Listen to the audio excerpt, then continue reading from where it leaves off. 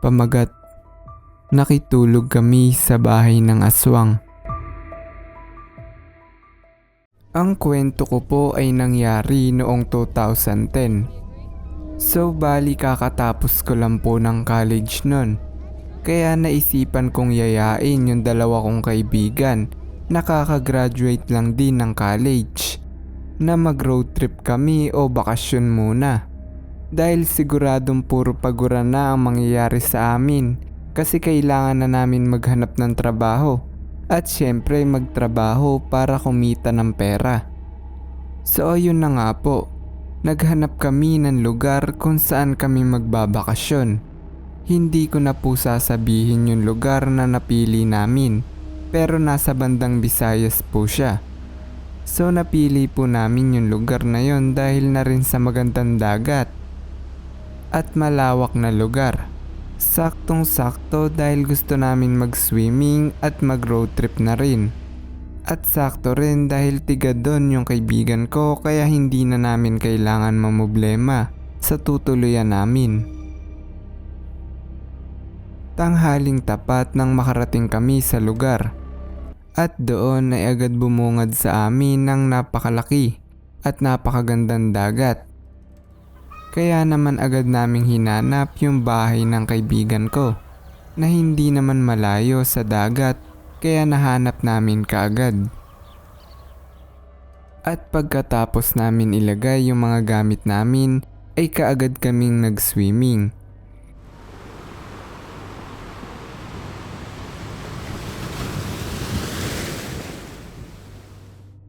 Medyo padilim na noon nang mag-aya yung isa kong kaibigan na maglakad-lakad sa lugar bago kami umuwi. Gusto niya daw iyabang ang magandang lugar nila. Kasabay ng paglalakad namin ay ang pagwala ng sinag ng araw at ang pag-onti ng bahay sa paligid.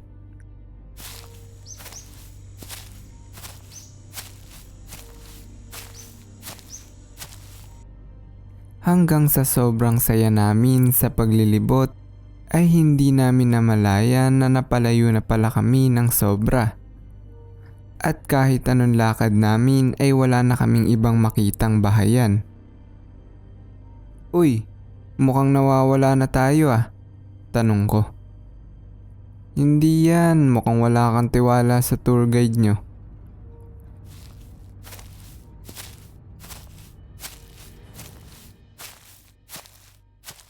Nang dumilim at konting sinag ng araw na lang ang nagtatanglaw sa aming daan, ay tsaka lang sinabi ng kaibigan namin na mukhang nawawala nga tayo ah.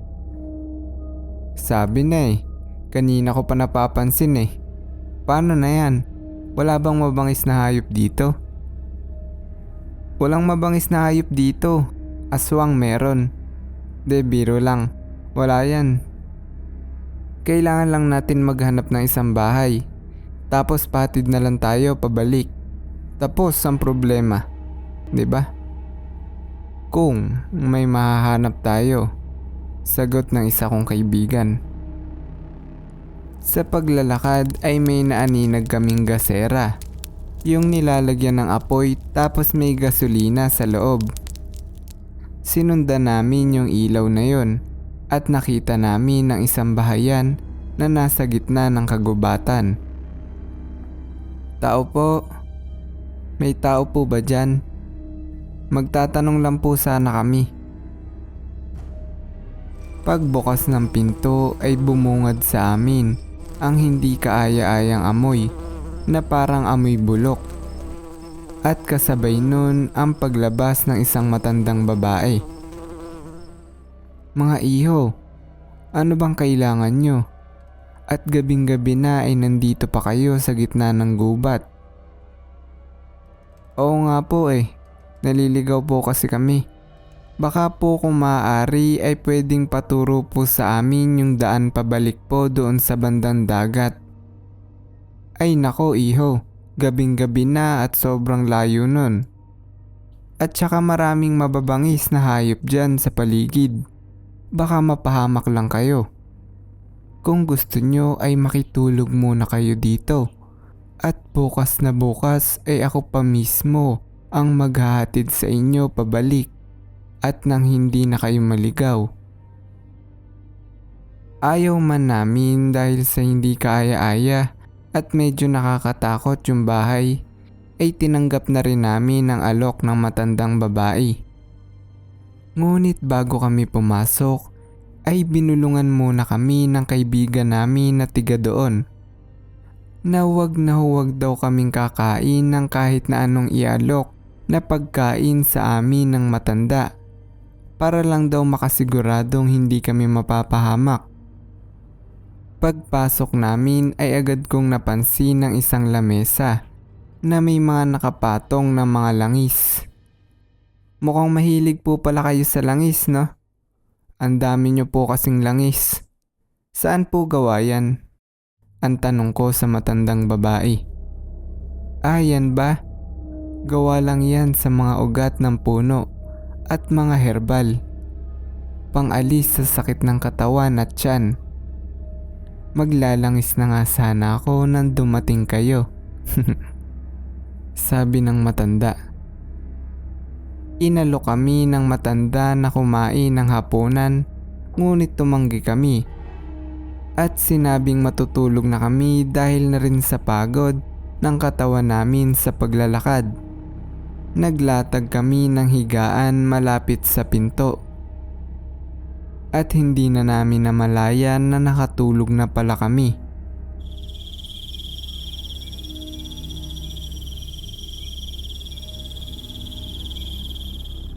Nagising ako sa kadahilan ng kailangan kong umihi. Binuksan ko ang pinto ng dahan-dahan at lumabas para umihi.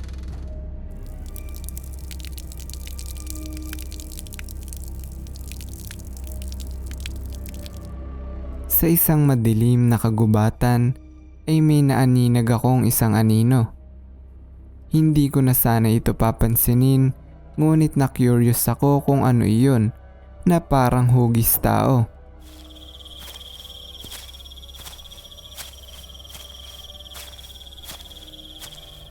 Paglapit ko ay nakita ko yung matandang babae na nakaupo.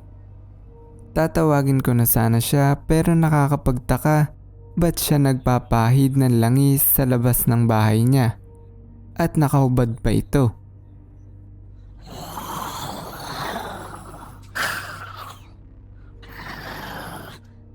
Nang nakita ko na unti-unting nagbago ng anyo ang matandang babae, ay agad akong tumakbo papunta sa mga kasama ko at ginising sila.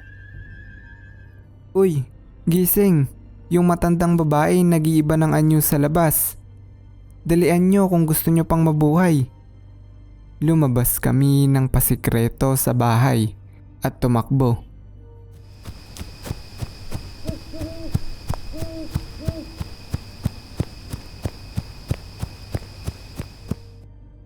Hindi namin alam kung saan kami pupunta. Basta ang alam lang namin ay kailangan namin makalayo sa lugar na yon. Habang kami ay tumatakbo, ay naririnig namin ng malalakas na pagaspas ng isang bagay na parang may hinahanap itong kung ano sa gubat.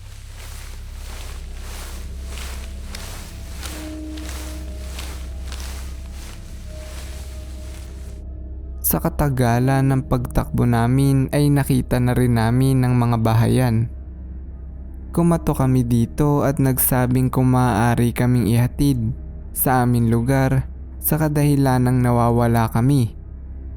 Mababait naman ang mga tao doon kaya inihatid kami sa aming lugar at kami ay nakauwi ng ligtas.